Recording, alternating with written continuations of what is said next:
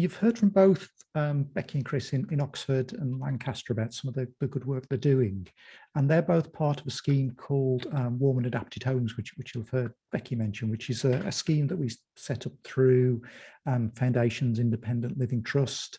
It's trained hundreds of OTs, caseworkers, technical officers across the country to deliver energy efficiency advice and fuel poverty advice as part of DFG applications, and also to fund small measures as well. So I think nearly 5,000 people have been supported with advice over the last kind of 18 months to 2 years. That scheme has now just drawn to a close, but it was funded through the Energy Redress Scheme run by the Energy Savings Trust, who have kind of a rolling programme of grants available. So very pleased that Amanda's here today to tell us a little bit more about it. So over to you, Amanda. Thank you, Paul. Great. And as mentioned, my name's Amanda and I'm the Senior Development Officer on the Energy Redress Funding Scheme. And I'm really grateful that you've had me along today so I can chat to you all about all things redress.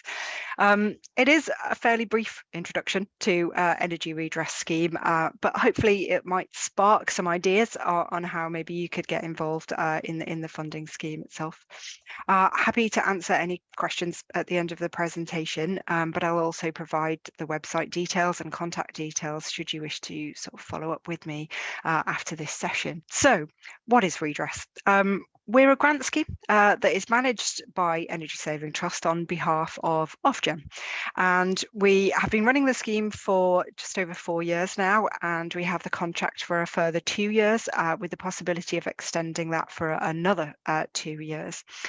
In terms of where the money comes from, it is voluntary payments made by any person or organisation that Ofgem regulates following an investigation into any sort of regulation breach. It could be that they get fined and that would maybe go to Treasury, but they also have this opportunity to put voluntary payments into our pot that we can then distribute to organisations in terms of energy efficiency works and advice. But because it is based on breaching rules and regulations, it's quite an unreliable pot, and we never quite know from one time to the next how much money is going to be in there. It depends on how many investigations are ongoing, how long they take, if there's appeals and that sort of thing.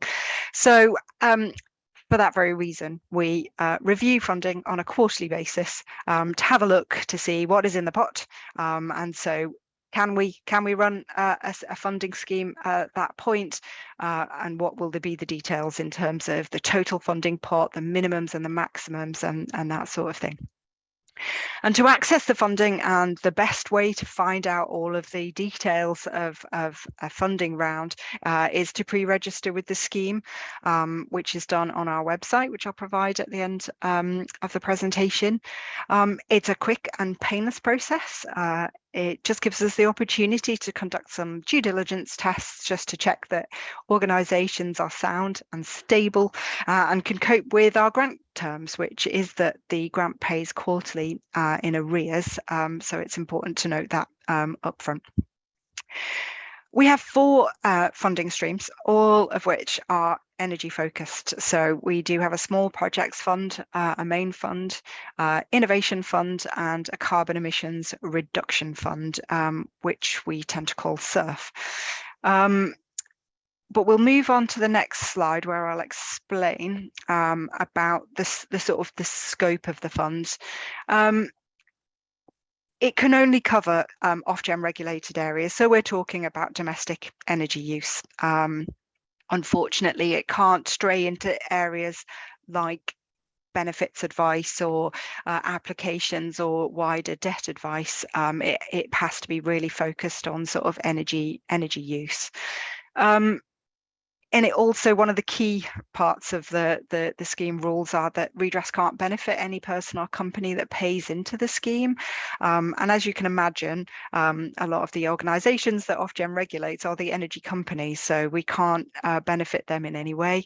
And that's one of the examples given on the slide there is direct referrals into Warm Homes Discount or Priority Services Register, because Ofgem deem that as their the energy company's responsibility for paying for that work or for doing that. So redress can't fund direct referrals, but they can raise awareness of the schemes, as they are very important.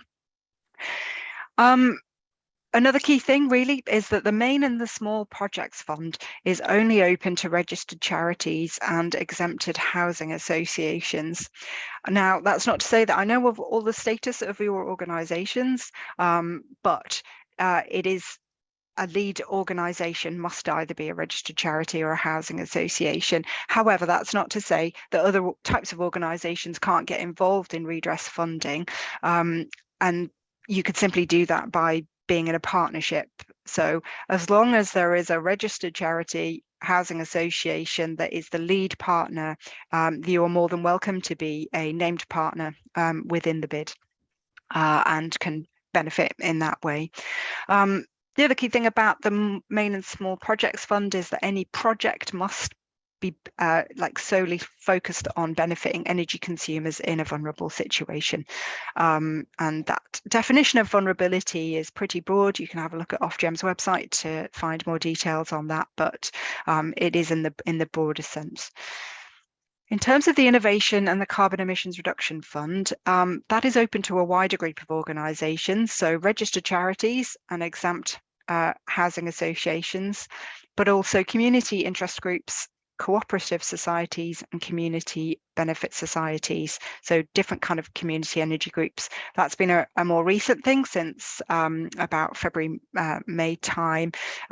We started to include them as part of organisations that can only apply to the Innovation and the Carbon Emissions Reduction Fund. However, projects that go through the Innovation and Carbon Emissions Reduction Fund can benefit all energy consumers, so it doesn't have to have a vulnerable element. It can be energy consumers, even future energy consumers, but we are looking for projects that are going to have impact and replicability. So again, you can be involved in funding projects that are applying for funding, as long as you have as a lead a charity, a housing association, or one of those other types of community groups for the other two funds. So in terms of what redress can fund, it's staff costs, it can be capital funding. We can pay up to 100% of the project cost. I would note that if you are looking for 100% for capital funding, then there may be questions around that in terms of value for money, so that you should think quite carefully about that.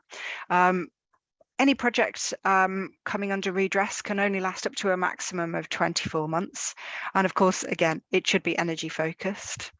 It can include energy saving measures, as long as they can't be funded in another route. So Nick did a great presentation earlier about the different types of funding that's available currently for measures.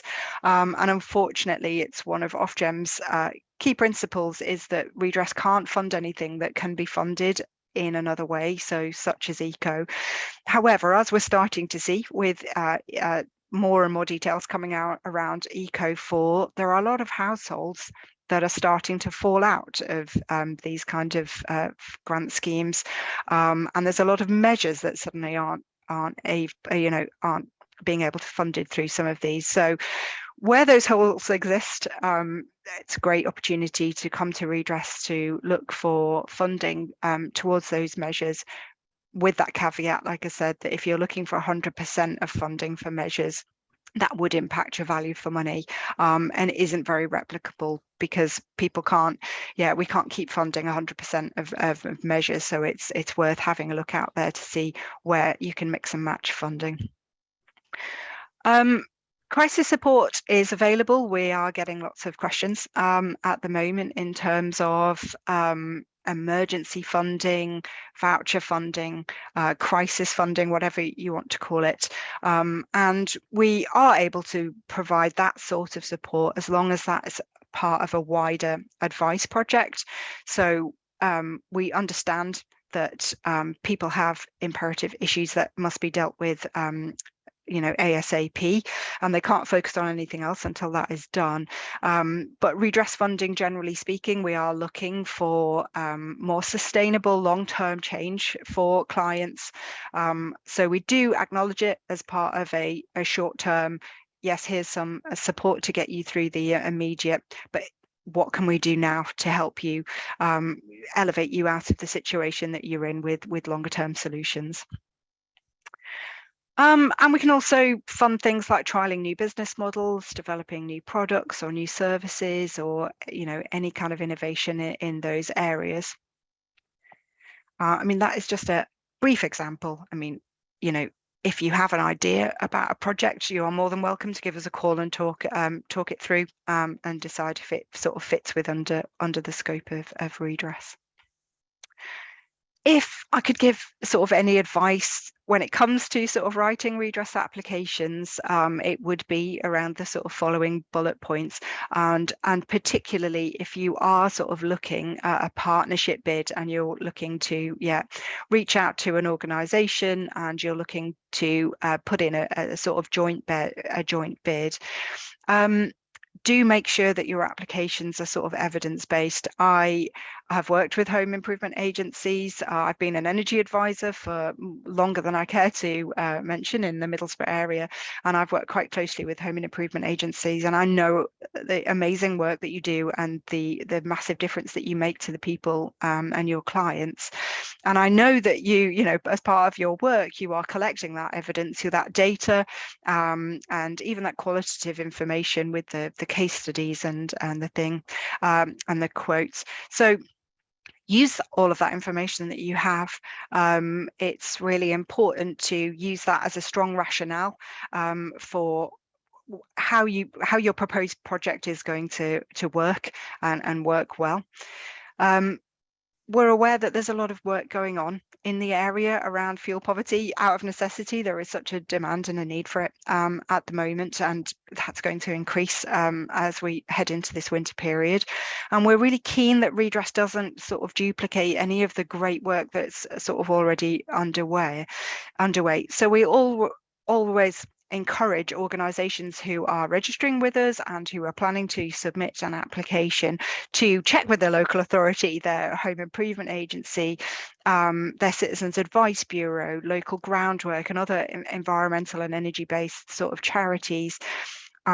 So it's about doing that research, making sure that you know what's already available out there for clients.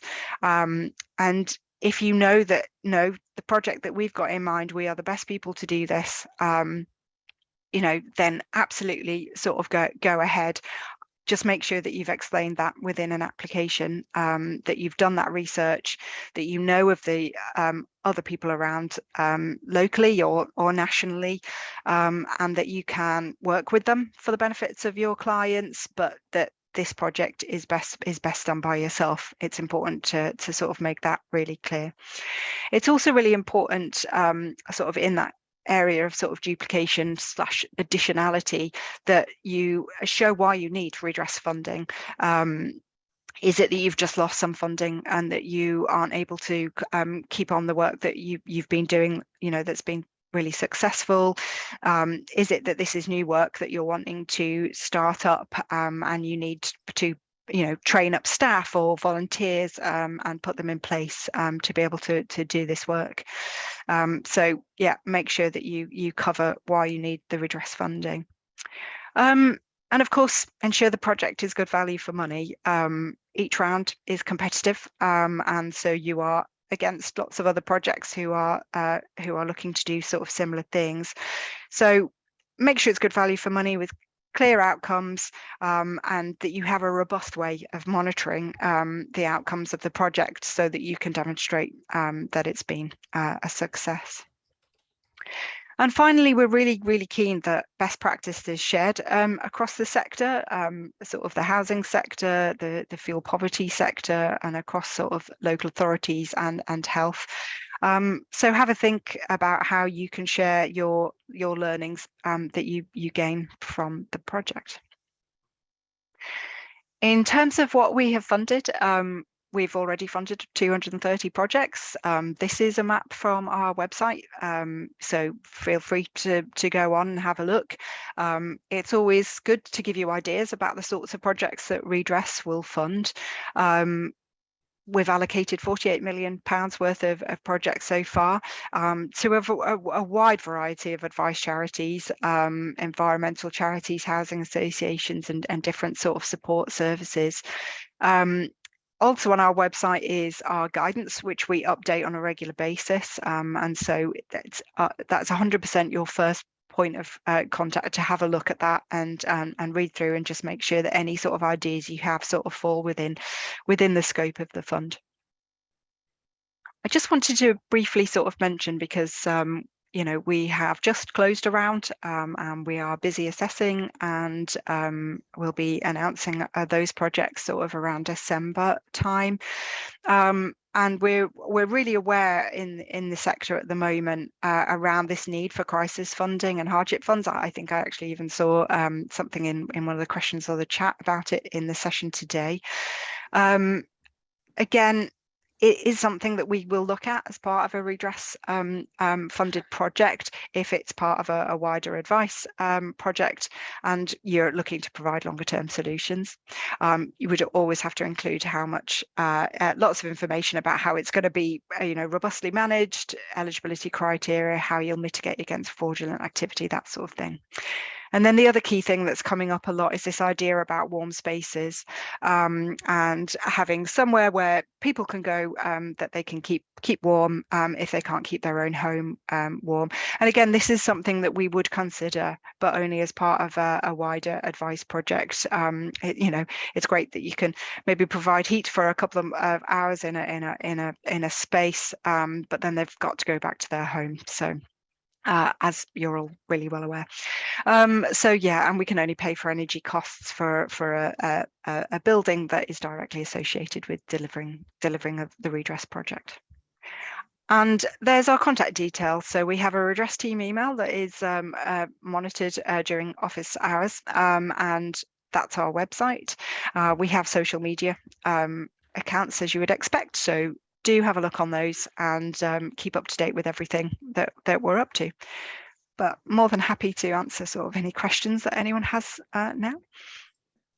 Great. Thank you, Amanda. So one from Helen. So you talked about eco should be used principally first before kind of redress funds. And Helen was asking if a local authority hasn't adopted an eco scheme, does that still prevent them from using redress funds for eco-type measures? So,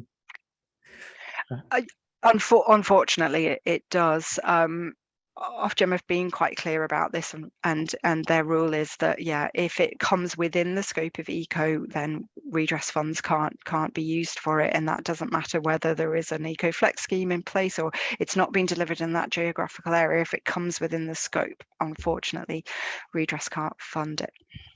Okay. And I certainly found it very useful to kind of speak to yourself and other kind of colleagues at the Energy Savings Trust about submitting a bid or an application. Is that something you would recommend? I would absolutely recommend that. Yeah, we've got a number of development officers. We're all home based across the country. So if you send an email request into the team email, we'll find the most appropriate person to talk to. But yeah, I would very much say that if you've got a project in mind, contact us and talk it through, and we can steer you in the right direction. I mean, ultimately, the final decisions on all projects are made by an independent panel. But obviously, we know roughly what comes under the scope and what they're looking for, so we can give as much as advice as we're able to do that. So yeah, no, please do get in touch. And kind of the scale of bids from kind of smallest to biggest, what's kind of the range that you typically No, achieve? absolutely. Like I say, it does vary round to round, but we do have a minimum of 20,000. That's been in place the whole time that this scheme has been running. But our maximum has been up to, I think we increased it up to 2 million. Just fairly in the last round. So yeah, there was quite a lot of money in the pot. So yeah, Yeah. so the small projects is usually between 20,000 and 50,000 pounds, and then the main fund is usually 50,000 upwards, depending on the size of the pot. Yeah, and it seems that can you hear about an energy provider being kind of fined in the news, and then the money seemed to flow through fairly quickly. So it No, absolutely. And it is public information. So, I mean, if you're yes. really interested, you can always follow Ofgem, because they have an investigations page, and I keep an eye on it, obviously, because Yes. it directly impacts us. We can see maybe what money's coming in. We don't get much of a heads up more than anybody else does. So yeah, when we hear it in the news, and it's when you hear voluntary payment, that's when it's coming to us, because obviously there is times where they get fined, and that does go to Treasury, or that where they have to pay back customers, and then it goes directly to customers. But the voluntary payments come to us to do good with. Yeah. And any kind of top tips that you would give to anybody who's kind of thinking about submitting a bid? What would you kind of be your top things that you see in the best bids that you get? No, absolutely. I would say that if you are interested, and maybe maybe you're not a registered charity, definitely start looking around. There's loads of organisations out there who are willing to do a partnership bid, and we look really favourably on partnerships bids, because, like I say, we're not wanting to duplicate work that's going on there, and we'd like that we can understand that there's a really good project there with everybody on board locally, and it can all work really well. So partnership bids, we're really looking forward to. Get registered, do it now, but there isn't a round open at the moment, but we find that people leave their registration till the last minute, and that's never good, because it can take us a couple of weeks to do. And then just have, like I say, have your project sort of fleshed out. You know what you want to do, be clear and be concise in your application. Bullet points are absolutely fine. Just be very clear exactly what you want to do, and just convince the assessors that this is why it's going to work. This is what we're going to do. Yeah. And so it's just being really clear about exactly what you want to achieve. Great. Thank you, Amanda. Thank you for joining us. And hopefully You're welcome. lots of people will be flooding to the scheme and registering as we speak. That would be great. Right, thank you. Thanks very much. Take care.